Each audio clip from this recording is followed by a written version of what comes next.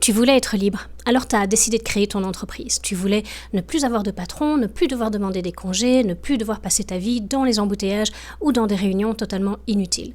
Pouvoir travailler où tu veux, quand tu veux, avec qui tu veux. En voilà une belle promesse. Mais quelques années plus tard, tu te rends compte que tu as créé exactement l'inverse. Tu travailles plus qu'avant, tu réponds aux messages à 22 heures, toutes les décisions passent par toi. Si tu t'arrêtes, ton chiffre d'affaires s'effondre, si tu pars en vacances, tu culpabilises. Si un client part, c'est la panique. Et si un collaborateur démissionne, tout s'écroule. C'est vrai, tu n'as peut-être plus de patron, mais tu as créé une entreprise qui t'en a donné 10. Et parfois, le plus ironique, c'est que tu appelles ça la liberté. Alors aujourd'hui, dans cette vidéo, j'aimerais qu'on parle d'une idée qui me paraît fondamentale quand on construit une entreprise. Un business n'est pas forcément un véhicule vers la liberté. Il peut devenir une prison extrêmement bien décorée. Et la différence entre les deux ne dépend pas uniquement de ton chiffre d'affaires, elle dépend de ce que tu construis réellement. Parce qu'il est tout à fait possible de construire une entreprise qui soit rentable, mais qui te rende moins libre chaque année. Et à l'inverse, il est tout aussi possible de construire une entreprise qui augmente progressivement ton autonomie, ta capacité d'action et ta liberté. La question n'est pas seulement comment faire grandir mon business. La vraie question est quel type de business, quel type de système suis-je en train de construire. Alors on va commencer par une confusion très fréquente qui est une très belle promesse marketing à destination des débutants. On pense que l'entrepreneuriat donne automatiquement de la liberté. Mais entreprendre ne signifie pas être libre. Entreprendre signifie d'abord prendre la responsabilité d'un système économique, d'un système de création de valeur. Tu dois trouver des clients, créer de la valeur, vendre, livrer, gérer les coûts, prendre des décisions, gérer les risques. Et plus ton entreprise grandit, plus la complexité augmente. Donc si tu ne construis pas consciemment ton système, la croissance va simplement amplifier ta dépendance. Plus de clients, plus de demandes, plus de collaborateurs, plus de chiffre d'affaires, plus de décisions, plus de problèmes, plus de responsabilités. Et parfois, même souvent, moins de liberté. Et c'est contre-intuitif parce que de l'extérieur, l'entreprise semble réussir. Le chiffre d'affaires augmente, l'équipe augmente, les bureaux sont de plus en plus grands, les clients sont prestigieux. Et toi, en tant que fondateur, tu postes des photos en disant « Best year ever ». Mais la question que personne ne demande, c'est « Et toi, combien de liberté as-tu vraiment gagné ?» Et qu'est-ce qu'un business qui libère réellement ? Alors pour commencer, je pense que c'est important de distinguer 4 choses. Le revenu, le profit, la liberté et la valeur de l'entreprise. Ce ne sont pas du tout les mêmes choses. Tu peux avoir beaucoup de revenus et très peu de profit. Tu peux avoir beaucoup de profit et très peu de liberté. Tu peux avoir beaucoup de liberté, mais une entreprise qui dépend entièrement de toi. Et tu peux construire une entreprise qui a une valeur réelle, indépendamment de ta propre présence quotidienne. Donc, si ton seul indicateur de réussite, c'est le chiffre d'affaires, tu risques de construire exactement le mauvais système. On va prendre un exemple. Imagine 2 entrepreneurs. Le premier gagne 500 000 € par an. Il travaille 70 heures par semaine, il doit personnellement vendre toutes ses offres, il doit valider toutes les décisions, il connaît tous les clients, il est le seul à savoir comment fonctionne réellement l'entreprise. Il prend toutes les décisions importantes et s'il disparaît pendant 3 mois, eh bien l'entreprise s'effondre. Prenons un deuxième entrepreneur qui gagne 300 000 € par an. Il travaille 35 heures, son équipe connaît les process, les décisions sont distribuées, les clients ne dépendent pas uniquement de lui, les ventes reposent sur un système intelligent, les opérations continuent lorsqu'il prend 2 semaines de vacances. Et la question que j'ai envie de te poser, c'est lequel des deux, selon toi, est le plus riche ? Eh bien, ça dépend de ce que tu mesures. Le premier a plus de revenus, le deuxième possède peut-être davantage de liberté. Et si ton objectif initial était justement d'avoir plus de liberté, tu devrais peut-être considérer que c'est une information importante. Parce que la liberté entrepreneuriale ne consiste pas à ne plus avoir de contraintes. Ça, c'est une totale illusion. Toute entreprise crée des contraintes, tout système crée des contraintes, que ce soit la famille, l'entreprise, l'équipe, l'organisation. La vraie question, c'est quelles contraintes est-ce que tu choisis ? Tu peux choisir de travailler beaucoup parce que tu construis quelque chose qui compte pour toi. Tu peux choisir de prendre un risque financier. Tu peux choisir de gérer une équipe. Tu peux choisir de créer une entreprise internationale. Tu peux choisir de rester petit. Tu peux choisir de ne pas avoir d'employés. Tu peux choisir de construire une entreprise qui est très automatisée. Il n'y a pas une seule bonne réponse. Mais il y a une question que beaucoup d'entrepreneurs oublient. Est-ce que mon entreprise est compatible avec la vie que je veux réellement vivre ? Est-ce que mon entreprise soutient ma vie ? Pas avec l'image de la vie entrepreneuriale, avec ta vraie vie, avec ton énergie, avec tes relations, avec tes enfants, avec ton besoin parfois de solitude, ton besoin de création, ta tolérance au risque. tes ambitions financières, ton envie ou non de manager une équipe, ton horizon de temps, tes valeurs, tes priorités. Parce qu'une entreprise peut être excellente, elle peut être performante, elle peut faire beaucoup de chiffres d'affaires, mais être complètement mauvaise pour toi. Et c'est là qu'on arrive à une idée essentielle. Tu ne construis pas seulement une entreprise, tu construis un système qui va influencer ta vie quotidienne. Chaque modèle économique produit un certain style de vie. Une agence qui va être très dépendante des clients va produire certaines contraintes. Un cabinet de conseil produit d'autres contraintes. Un e-commerce en produit encore d'autres. Une entreprise technologique, encore d'autres. Une activité de formation en ligne aussi. Une entreprise avec 100 employés n'a pas les mêmes exigences qu'une entreprise avec 3 personnes. Et ce n'est pas une question de mieux ou de moins bien, c'est une question de compatibilité. Avant de demander quel business est-ce que je devrais lancer, demande peut-être quelle vie est-ce que je veux que ce business rende possible. Et puis remonte le raisonnement.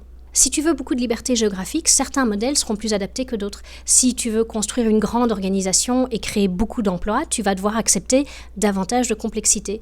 Si tu veux maximiser ton revenu personnel avec très peu de responsabilités humaines, ton modèle sera différent aussi. Si tu veux créer un écosystème avec des dizaines de personnes, ton rôle changera complètement.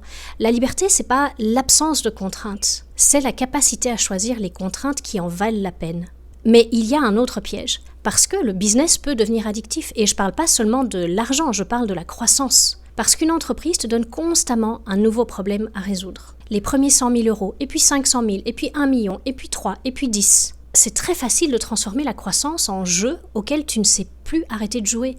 Le problème n'est pas d'aimer l'ambition. L'ambition peut être extraordinaire. Elle peut permettre de créer des produits, des emplois, des équipes, des innovations, de la richesse, des nouvelles possibilités. Mais l'ambition sans définition du suffisamment peut devenir une machine à produire du jamais assez.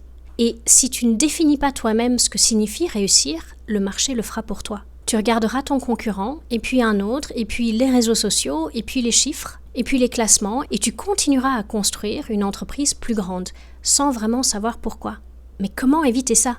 Je pense pas qu'il existe une formule universelle. J'ai plutôt envie de te partager quelques questions utiles. La première question, c'est combien d'argent est réellement suffisant pour la vie que je veux construire ? Pas pour impressionner quelqu'un, pas pour gagner une compétition imaginaire, pas pour être riche. Quel niveau de revenu permet réellement de financer ta vie, tes responsabilités et tes ambitions ? La deuxième question, combien de temps es-tu prêt à donner à ton entreprise ? Pas combien tu peux donner, combien tu veux donner. Ce sont deux choses totalement différentes. La troisième question, qu'est-ce qui doit absolument dépendre de moi ? Et qu'est-ce qui pourrait être appris par quelqu'un d'autre ? La quatrième question, si je disparais pendant 1 mois, qu'est-ce qui casse ? Et ça, c'est une question qui est particulièrement révélatrice parce que tout ce qui casse pendant que tu disparais représente une dépendance. Et la cinquième question, est-ce que mon entreprise augmente ma capacité d'action ou est-ce qu'elle consomme toute ma capacité d'action ? Et ça, c'est peut-être le vrai test. Attention à une autre erreur, vouloir tout automatiser. Parce qu'on entend souvent qu'il faut créer un business qui tourne tout seul. Mais une entreprise qui tourne entièrement sans toi, c'est pas nécessairement une bonne entreprise. Tu peux avoir envie d'être profondément impliqué, tu peux aimer créer, tu peux aimer vendre, tu peux aimer diriger, tu peux aimer développer les gens. La liberté ne signifie pas nécessairement l'absence d'implication, elle signifie plutôt l'implication choisie. Il y a une énorme différence entre « je travaille parce que je dois » et « je travaille parce que j'ai choisi que cette activité mérite mon temps ». Même si extérieurement 2 personnes travaillent 50 heures, peut-être que la première est prisonnière, tandis que la deuxième exerce son autonomie. C'est peut-être ça finalement le vrai objectif. Pas construire un business qui ne demande plus rien de toi, mais construire un business dans lequel ta contribution devient progressivement un choix plutôt qu'une nécessité absolue. Au début de ton entreprise, tu fais tout et c'est normal parce que tu apprends, tu expérimentes, tu comprends le client, tu développes ton produit, tu vends. Mais au fur et à mesure que ton entreprise grandit, tu dois te demander qu'est-ce que j'apprends à faire à quelqu'un d'autre ? Qu'est-ce que je transforme en processus ? Qu'est-ce que je peux simplifier ? Quelles décisions peuvent être prises sans moi ? Quelle valeur suis-je réellement la seule personne capable de créer ? Et cette dernière question, elle est particulièrement importante parce que ton objectif ne devrait pas être de devenir indispensable à tout. Il devrait être de devenir utile là où ta contribution est la plus forte. Et là, on arrive à quelque chose de assez paradoxal. Plus ton entreprise grandit, moins tu devrais être nécessaire pour les tâches qui peuvent être faites par d'autres. Et plus tu devrais être concentré sur les décisions où ta contribution est réellement unique. La vision, la stratégie, la culture, le capital, les relations clés, l'innovation, le leadership, les décisions difficiles. Et parfois, la prochaine étape consiste justement à réaliser que certaines choses que tu adores faire ne doivent plus être ton travail, parce que ton entreprise n'a plus besoin de toi à cet endroit. Et ça, c'est parfois difficile pour l'ego, mais c'est une étape fondamentale et essentielle dans la croissance de ton entreprise. Alors si tu construis une entreprise aujourd'hui, ne te demande pas uniquement comment la faire grandir. Demande-toi plutôt qu'est-ce que cette croissance va exiger de moi et est-ce que je veux réellement payer ce prix ? Parce que chaque modèle économique a un prix. La croissance a un prix, la complexité a un prix, la responsabilité a un prix et la liberté aussi. Et peut-être que la vraie maturité entrepreneuriale consiste moins à chercher le modèle qui maximise tout plutôt qu'à choisir consciemment les compromis que tu acceptes. Ton entreprise peut être petite et extrêmement libre. Elle peut être grande et extrêmement autonome pour son fondateur. Elle peut être grande et très prenante parce que c'est précisément ce que tu veux. Elle peut être conçue pour être vendue, ou transmise, ou gardée pendant 30 ans. Il n'y a pas de modèle universel. Il y a ton intention et ensuite la discipline nécessaire pour construire un système qui soit cohérent avec cette intention. Alors je te propose une question. Si ton entreprise réussissait exactement comme tu l'as construit aujourd'hui, à quoi ressemblerait ta vie dans 5 ans ? Et je ne parle pas du chiffre d'affaires, je parle de ta vie, de tes journées, de ton agenda, de tes relations, de ton niveau de stress, de ton rôle dans l'entreprise, de ton équipe, de ta liberté. Et si la réponse ne te plaît pas, ne te contente pas de travailler davantage, change le système. Parce que une entreprise, c'est un outil, c'est un véhicule. Et un outil doit être au service de quelque chose, pas l'inverse. Tu n'as pas créé ton entreprise pour devenir son employé le plus exploité. Tu l'as créée pour construire quelque chose. Alors construis-la consciemment. Pas seulement pour qu'elle gagne plus, mais pour qu'elle rende possible davantage. Plus de valeur, plus de capacité, plus de liberté, plus de contribution. Et une vie dans laquelle tu choisis réellement ce à quoi tu consacres ton temps. Parce que, au fond, un business qui te libère, ce n'est pas un business qui ne te demande rien. C'est un business qui te permet de choisir ce qui mérite ton attention.